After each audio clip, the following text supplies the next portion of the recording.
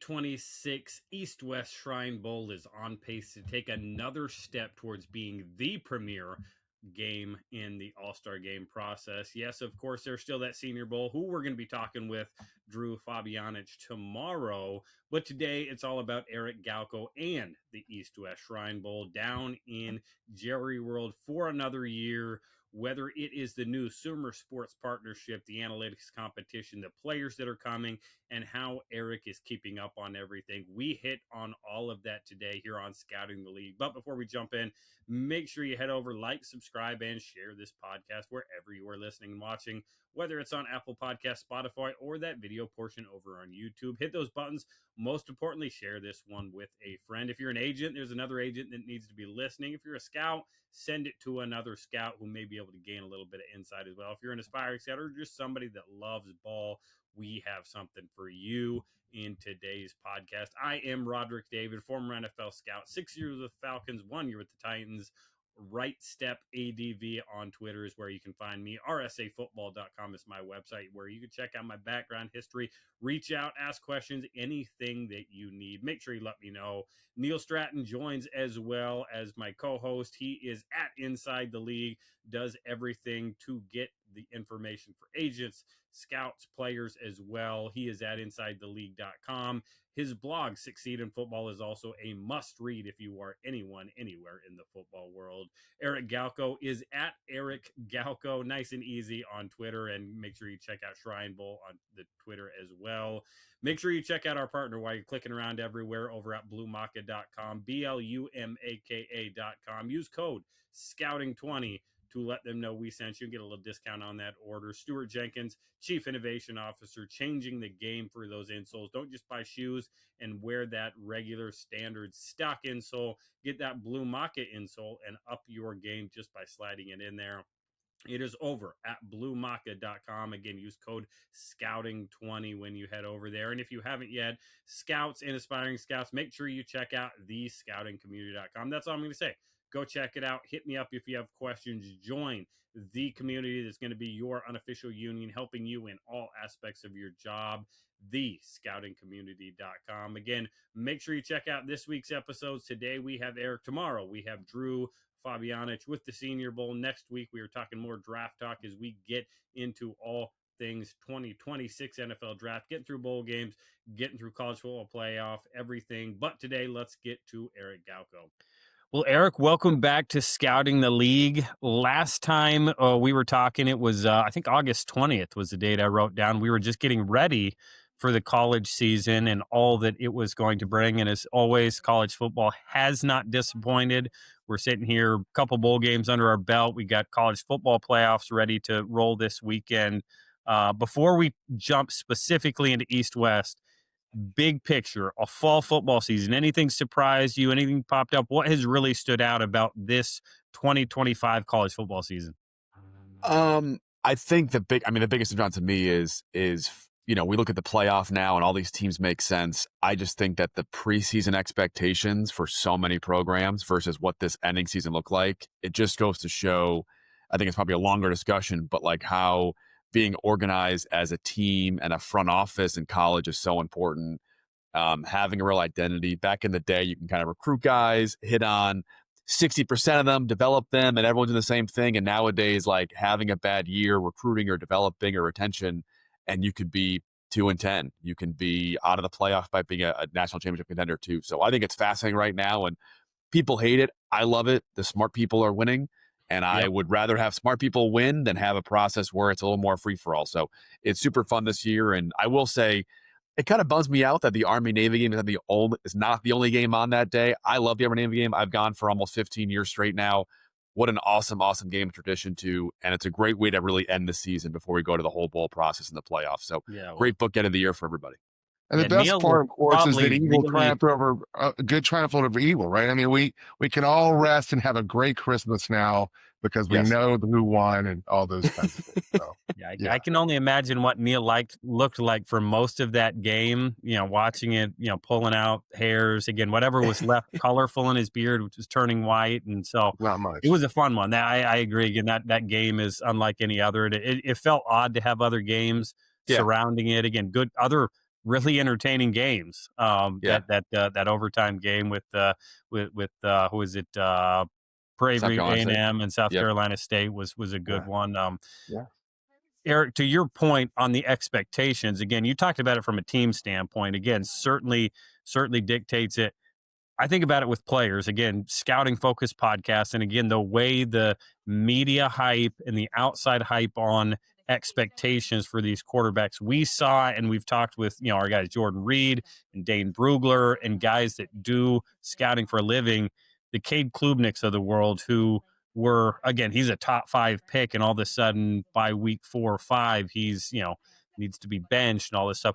That quarterback position was really, again, one of those highlight ones where expectations were outsized for the position. And as we're sitting here now, again, maybe there's one surefire first-round pick who just won the Heisman. After that, a bunch of these guys could return to school.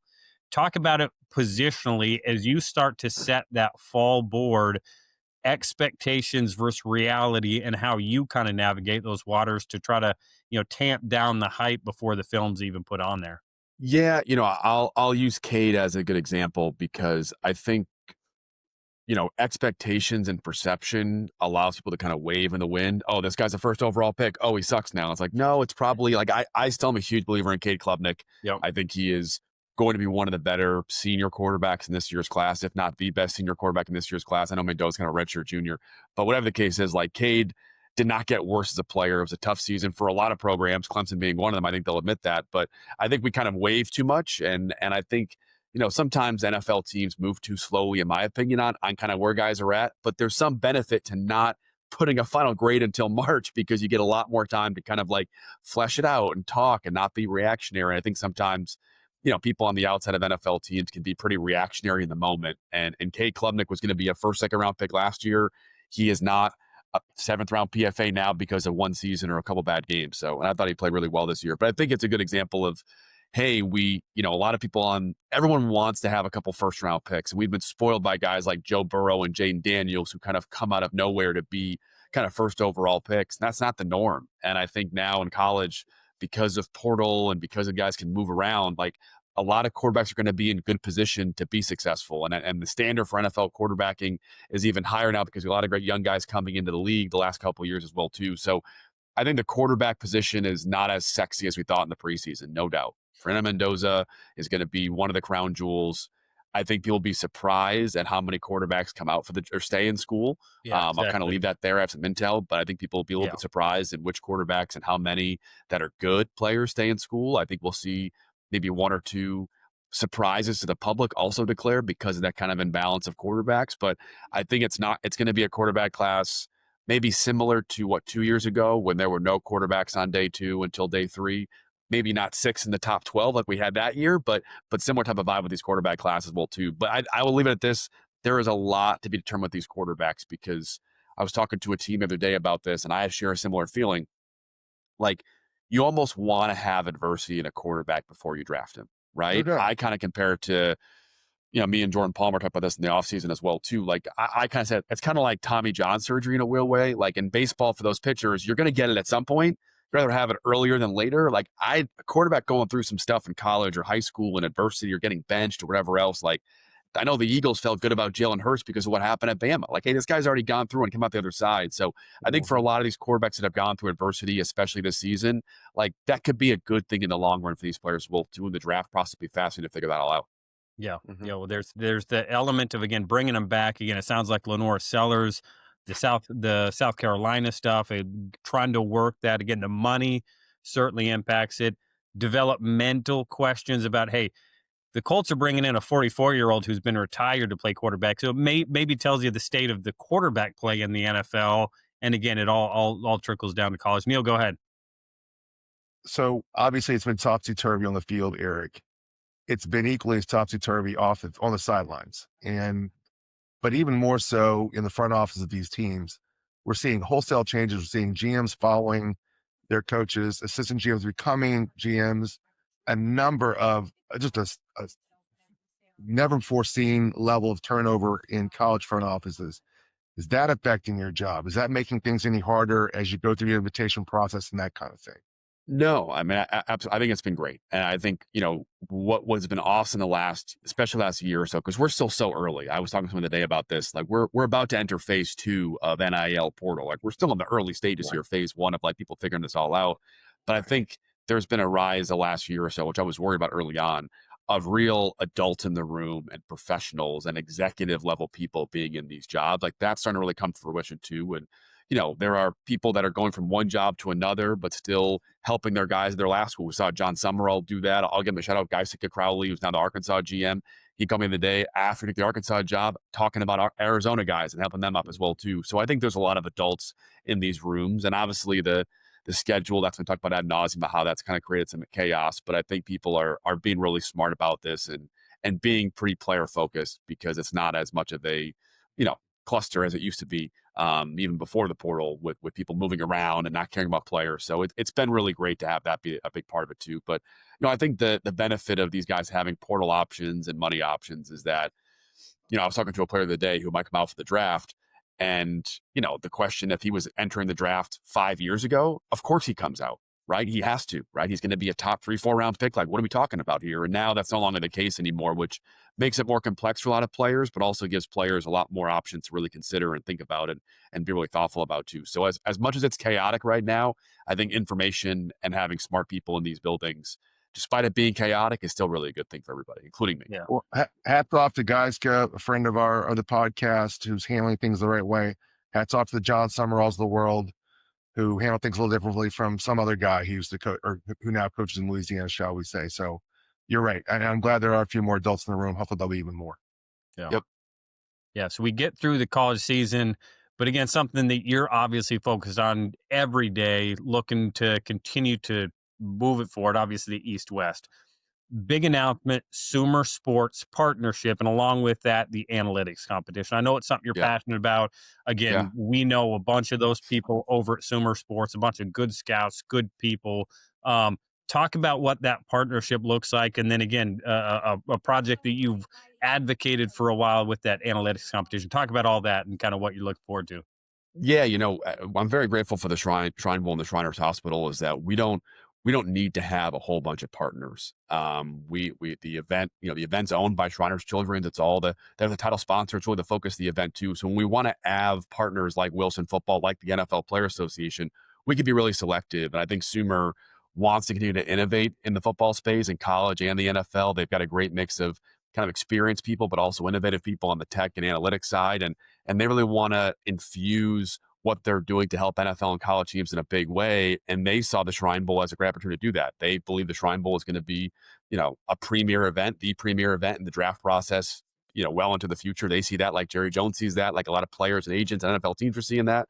And they want to kind of grow with us and figure out what this all means. And I think the benefit for them is that, we certainly have things we're going to do together this year, including the analytics competition, but they want to figure out what that looks like for the future. Hey, how can we really help NFL teams more? Hey, how can we make video at practice more accessible, more creative? How can we help NFL teams assess data more successfully? How can we let NFL teams know what we're doing at Sumer and kind of get a tour of that at the Shrine Bowl when, NFL teams, they're busy in season with the season. They're busy in the draft process with the draft process. They don't have a lot of time to learn new things. And that kind of ties to the analytics competition itself, which was a huge part of this deal, which is I've always wanted the Shrine Bowl to be, I say, but hey, I saw great players in the Shrine Bowl, but I also met this great person, or I learned this new technology, or I added this process to our system. Like, I wanted there to be a and then value to the event too. And we've had, great scouts NFL teams have hired from the Shrine Bowl to NFL teams. They've learned new technologies. Wilson Football was a big part of that last year, and having NFL teams learn about how to use Wilson data to evaluate quarterbacks successfully. And they'll be back again this year as well too. But the analytics competition is a big part of that because, I work with the NFL League office. I know Michael Lopez, who at the NFL League office runs the Big Data Bowl, but, I can't enter the Big Data Bowl because I don't know how to use all those complicated things. But we use analytics all the time because we're a little more, I think, football, more approachable level. And I wanted this competition to be, hey, if you kind of know how to use Excel and know a little bit of data from college, you can enter this competition and be successful and win and show NFL teams how to use these things because, a lot of NFL GMs, executives, they want to be more analytics forward, but the delta between football people and analytics people sometimes is so wide that those guys kind of get stuck in the back room and they kind of chime in once in a while, and it's not really part of their process. So trying to have NFL team view this competition, these results of these competitors as really approachable is really a goal of mine. So it's been in the works for 3-4 years, and Sumer has kind of the team, the infrastructure, and the really support for me to make this a thing. So it's going to be, people can enter the competition right now. We'll go from, as many people that enter, which we're expecting hundreds of entries, down to the final 4 to 6 people. And then they'll present in front of NFL GMs and executives at the Shrine Bowl to announce a winner. So I think even if you don't win, you're going to be in front of NFL GMs making a conclusion about what they can gather from this data. So I'm pretty excited about this. If you can't tell, it's a huge focus of mine the last 4 years. And I'm really excited NFL GMs to say, hey, I got a chance to see Darrell Jackson, Harold Perkins, maybe first-round picks I want to draft, but I also learned this great new, analytic tool that I can use to evaluate players in this year's draft class. And I want to hire that great person as well, too. So huge double-edged sword that I want to really have NFL teams find value in. Yeah. Eric, tell us a little bit more about when that happens as far as in the schedule, if you would. Yep, it's going to be early on in the week. So we're kind of finalize what days and what time that's going to be exactly too. And we give NFL teams to the Shrine Bowl, they're only working from 8 a.m. to 5 p.m. at the Shrine Bowl every day, right? We don't have these teams up late at night, early in the morning. I love that. It's a big part of what we do as well too. So the downside of that is that there's only so many hours in the day. So we're going to kind of squeeze it in there for NFL GMs to be there and be present. But it'll be during the day, during the early part of the week too, when all the NFL GMs and executives are there. And like the Wilson football event, last year, Wilson had our throwing session, which all of our quarterbacks participated into. We had about 700 NFL people there watching those quarterbacks. It was by far the most attended pro day of any draft prospect last year in the draft too. That'll happen again this year, and we're expecting all those NFL GMs to be at the analytics competition as well. Awesome. Awesome. It'll be good. Before we get into again some of the players, you already mentioned one of the guys there, Harold Perkins, who I want to talk about. We got a question from our guy Dave Brugler. You mentioned the schedule. Again, how the schedule's working out this year as the springtime, January, earlier February, as it all kind of sorts out. The schedule has changed a little bit for you, and as we had on Todd Worley and Scott Phillips from the American and the Hula Bowl. Again, the way the bump ups, the way the scouting of earlier games, the way it's working for you, it's all changed a little bit. Talk about what impact that has had and kind of how you're anticipating and changing to make sure it doesn't affect anything too much. Yeah, I mean, I'll start by saying that we're excited to be in Dallas through the decade and probably indefinitely. And we're excited to be working with Jerry Jones at the Cowboys facility moving forward as well too. This year, a little bit of schedule quirk. We'll be back to kind of our normal Thursday to Thursday next year and moving forward throughout that last week. That week between the NFC Championship game and the AFC Championship game at the Super Bowl, we'll still be there well into the 2030s as well too. But this schedule is a little bit unique with some scheduling quirks, but we'll still be practicing Thursday, Friday, Saturday, Sunday, Monday at the Shrine Bowl this year, with our game being Tuesday Night Football at the Dallas Cowboys facility as well too. So a little bit of changes, but really for all the NFL people and people attending who don't go to the game, it's really one day earlier than it was a year ago. But we'll still have our 4 days of practice, our game, and a lot of great stuff all week long, including the analytics competition. Yeah. Eric, will you go now, again, not to go into too much detail, get too far in the weeds. Are you looking at pads into Sunday, or would that be Thursday, Friday, and Saturday? Yep. No, we'll be pads all the way into Sunday as well. Yes, sir. Okay, great. Okay, that's awesome. Good. Let's get in the weeds, Neil. You can ask the weeds questions. All right. I know it's not good for content. We should call this podcast In the Weeds. You're right. I'm sorry. I put my mouth. So as of this morning, as of Monday morning, 22 accepted invites up on the website. I believe there's probably, as it always works, a few more back behind the scenes. I'm sure they're rolling in this week again as we get further away, get through bowl games, get through all the steps that have to happen. I'm sure they're rolling in. On schedule with where you're at with everything, feel good about where you're at with, again, as college football continues to change, it kind of continues to throw some quirks in there, transfer portal. Hey, how much am I going to get paid to stay, paid to go somewhere else? Are you guys on right where you want to be? It's fascinating this year because we're almost over all these bonus years, whether it's COVID or the JUCO year, and they're still being worked out a little bit. And a lot of these guys have another year if they really want to petition. And the NCAA is kind of granting a lot of petitions these days, which is probably a smart move by them. But I'd say this year we're probably, we track this stuff since I've been a part of the last 4 years. Probably all-star games are a little bit behind pace from where they usually are in terms of acceptances, at least announced acceptances. And I think a big part of that is that players, because they have so much figured out financially in college and season, a lot of are waiting for their agent process really to be after the season, which was never the case before, right? For maybe unscrupulous reasons or other reasons, pick your agent early and get some of that cash flow going this year. And I think moving forward won't be the case as much too. And I think it's great. I think these players are so mature and can be really thoughtful. And, I know for us, there are some players that said, hey, can we wait until this day to post this, or can we wait until after my bowl game? So we've got a lot more than 22 guys except for the Shrine Bowl, probably closer to 40, 50 at this point, to be honest. But kind of the timing is always a little bit creative and, a little bit strategic, but really just based on what the player really wants to do. But I think we've seen a lot of players kind of wait and see kind of where some other guys are going, and all those kind of dynamics are in play right now too. Probably a little bit behind pace just in the industry, but we still feel great about it. We've got a lot of players this year, more than every year it's been more and more players making the Shrine Bowl their all-star game of choice if they have other options. And we're passionate about that and excited about that. Being in Dallas, Cowboys facility, we've taken care of players the right way. More and more guys choosing the Shrine Bowl and being first, second, third round picks, guys emerging in the draft process. So it's been fun, and having star players and really good players choose the Shrine Bowl is always an exciting time for us and for the hospital. Yeah. Well, one of those guys, let's talk about a couple players here. Yeah. Harold Perkins, we talked about him a little bit. Again, kind of expectations going into this fall season. Again, how are scouts going to view him versus how are obviously LSU is going to view him. He's accepted his invite. Our friend Dane Brugler over at The Athletic asked the question, how can the Shrine Bowl practices help scouts get a better feel for players, specifically Harold, who have that position fit question? Big time athlete, but scheme fit. How are Shrine Bowl practices going to help teams walk away knowing exactly what he can do? Yeah, I think the question for guys like, and not really Harold, but just in general, where an all-star game can really help. And it's for offensive linemen, for defensive linemen, for defensive backs. Are you a tweener? Are you a neither? Or are you a both? Right? Hey, sometimes you're a tweener because you can kind of be between two spots. Maybe you're scheme specific. A neither is you're not either one of the two things you want to be, or a both, meaning you can do both things at a really high level. Harold's going to be that both.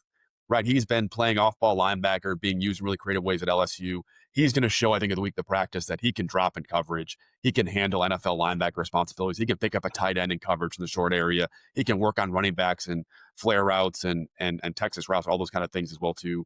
But he wants to rush the passer because he can really do that at an elite level. And we've seen more and more NFL teams kind of throw, hey, I need a 6'5", 280-pound D end on third down. Like, no, who can rush the passer? Let's let that guy do it. And Harold can do that as well as any player really this entire draft class. So I think in the week of practice of the Shrine Bowl, you'll see him do coverage stuff. You'll see him do true linebacker stuff, but you'll see him work as an edge rusher and one-on-ones and really show NFL teams why his immense athletic ability, why his immense talent is worthy of him being, I think, a first-round pick, but definitely one of the best 50, 65 players in the draft class this year, because he is as unique as it gets as a talent, and he'll show that he can be both of those things for every NFL defense at the week of practice. Yeah. As an LSU guy, Eric, I just hope he gets a chance to come off the edge. Because my gosh, I have no idea how they wasted that talent the way they have in Baton Rouge. And I won't get off on that topic. One issue that I always had when I was running games, Eric, determining the roster flexibility and determining where guys would get the most reps. How do you get through that? Do you leave that more to your coaches? Do you kind of give them a little guidance? You give them the background, say, hey, this is kind of what the scouts want to do. How do you approach that? Yeah. I always go back to what my ethos was when I took the job. My ethos is in the job, which is in the hierarchy of all the people that are stakeholders in the event, players are number one for me, right? We're always going to be player first over NFL teams, over coaches, over agents, whatever else. And that means that being play and health and wellness first, right? Having all those resources, allocating our resources, which are finite, towards massage therapists, hyperbaric chambers, all that food, all these great things, hotel, NFL facility. And when it comes to players practicing during the Shrine Bowl week and where they want to practice, I'll choose the players first, right? So I've had guys who have told me, Eric, I have not worked at right tackle at all in college and at all this draft process because I was recovering from stuff. If I play right tackle, I'm going to look bad. And I have stepped in my first year at the Shrine Bowl. I stepped in and stopped the drill because the coach asked the player the coach didn't know. He wasn't trying to do anything uncomfortable. Hey, can you play right tackle? The player said yes, and it's my job to work for the player. So I will step in and give guidance, not overstep and tell the coaches how to run practice, but definitely make sure coaches are aware of what the player has kind of thought about, what he shared, and all these players will do whatever these coaches ask them. So I try to make myself be the bad guy and not these players, but certainly make sure these guys are in position to be successful. That's what the event's all about too. Ideally, the guys leave the Shrine Bowl, everyone goes up, no one goes down. The best way to do that is make sure they're healthy and make sure they're positioned to be successful. Yeah, again, every All-Star game, that's always, again, for good scouts, that's largely the mantra. They're not going to do anything to hurt themselves, but even as a player, you want to put your best foot forward, and again, being to a certain level comfortable. Again, there's always that element of, hey, let's get you outside of that just a little bit. And again, most players, as you said, they're going to react, hey, yeah, what do you want me to do? But again, that's not always fair just to constantly do that to them. Let's talk about another player again. A Texas offensive line who they had one guy stay back. A lot of hype. Obviously, that Texas team underachieved just a little bit maybe this year. A lot of growing pains.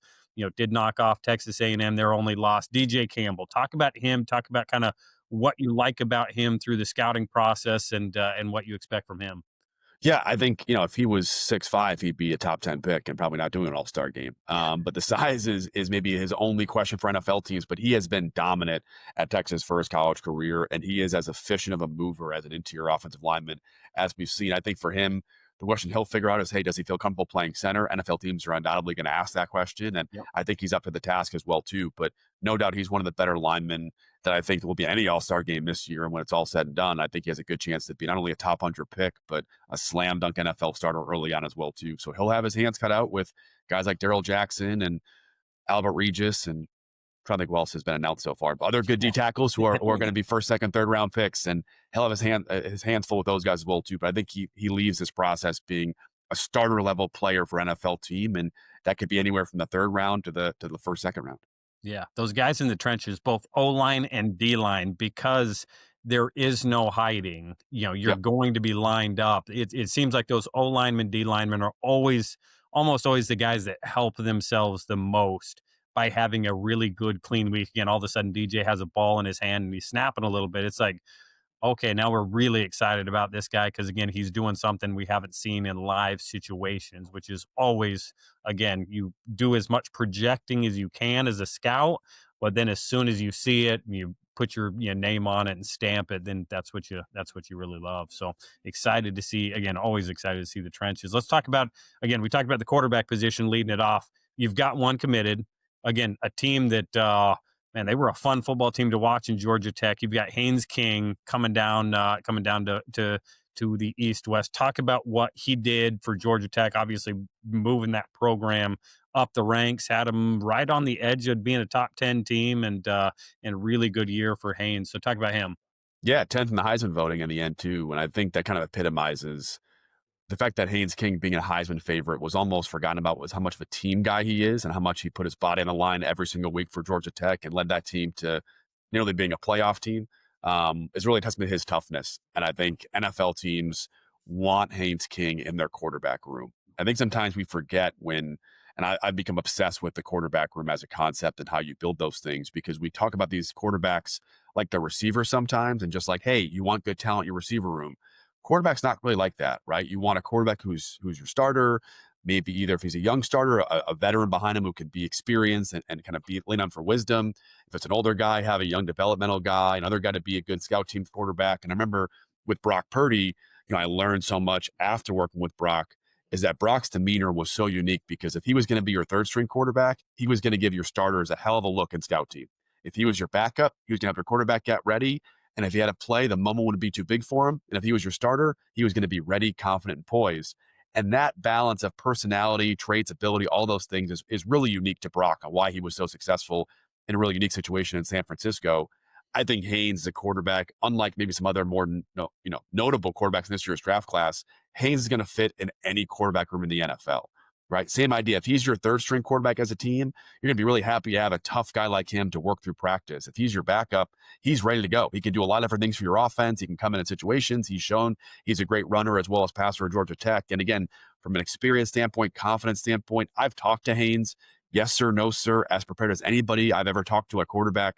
Like, I think he just screams NFL quarterback, clear NFL draft pick, and an NFL quarterback in a room. And once you're in a quarterback room, we've seen a lot of guys get chances that are, day 3 picks or day 2 picks that we weren't expecting to. So I think Haynes is a slam dunk NFL player. We're super excited to have him at the Shrine Bowl this year. And we're going to have, I think maybe, knock on wood, our best quarterback class yet, and I've been there, and I think Haynes is a big part of that. So we've got a couple other guys we're going to have at the Shrine Bowl this year people will be excited about, including some well-known guys. And I think I think Haynes is a big part of that too, because I look at Haynes and talking NFL teams. He is a great epitome of an NFL quarterback through and through, and he'll be a draft pick, no doubt, and be one of the early guys we have at the Shrine Bowl this year who's going to be a slam dunk quarterback draft pick.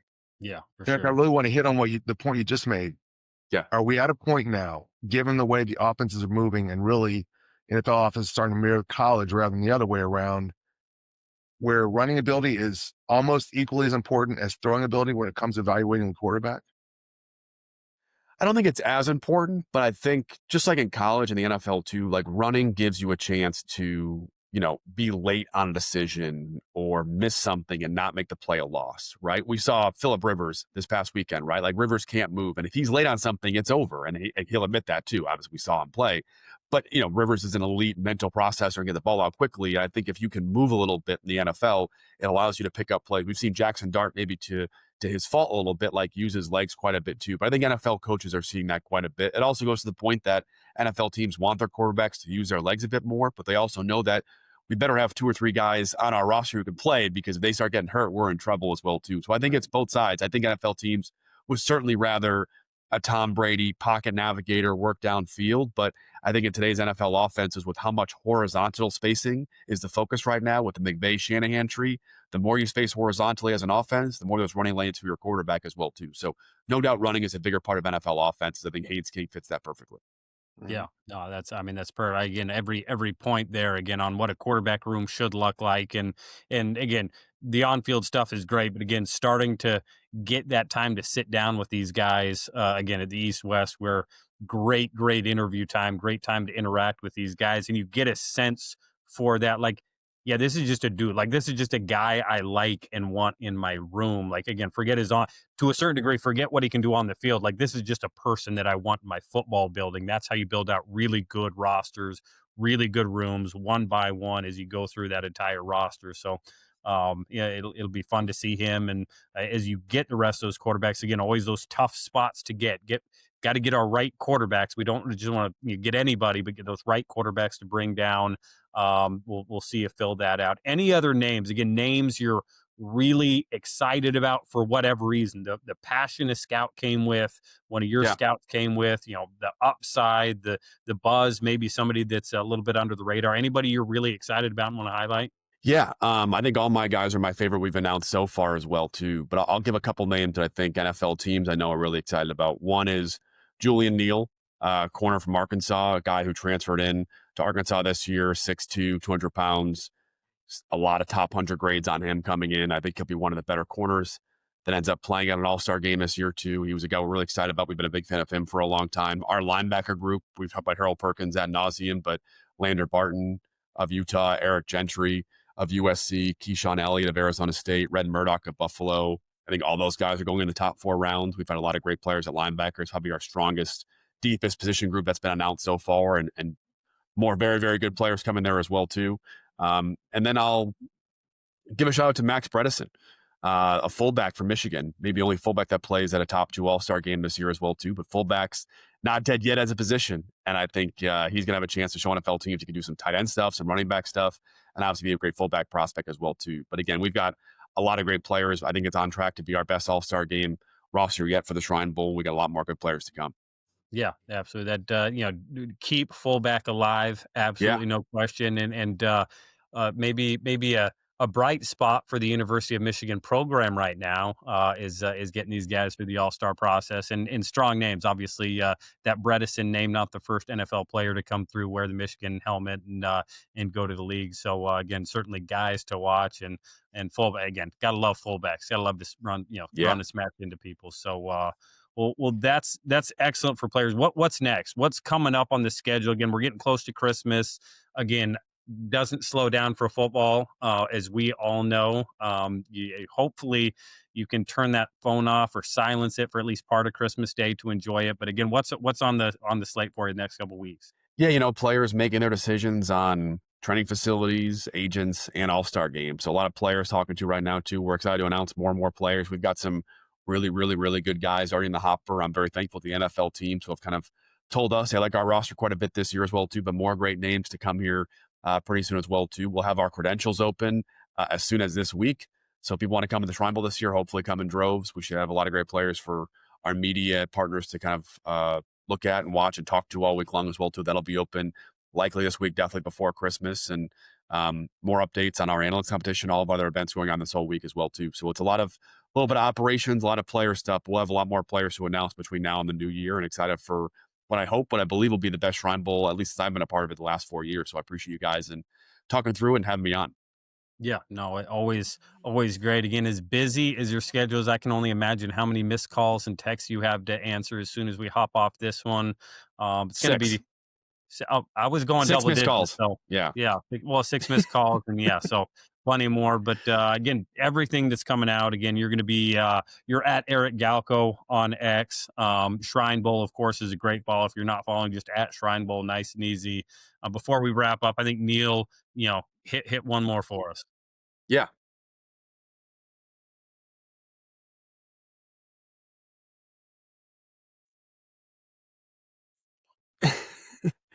I don't know if anyone agrees with Diego Pavia F the voters. I think he even disagrees with himself in hindsight. I'm biased. I've gotten to know Fernando quite a bit the last almost a year, and I know what he's overcome, but he's also earned so much of it. And I think, people I saw the other day that his, production's low and other people as well too. And, Indiana was great last year as well. Fernando Mendoza, I think we'll look back on Mendoza, Indiana, similar to Cam Ward at Miami, where they were good before, but this is going to be the line in the sand between this program really taking off. And I think Mendoza, what he did for Indiana, stabilizing them, maybe won a national championship this year, beating Penn State the way they did, beating Oregon, like all the big game moments he could have had, he had.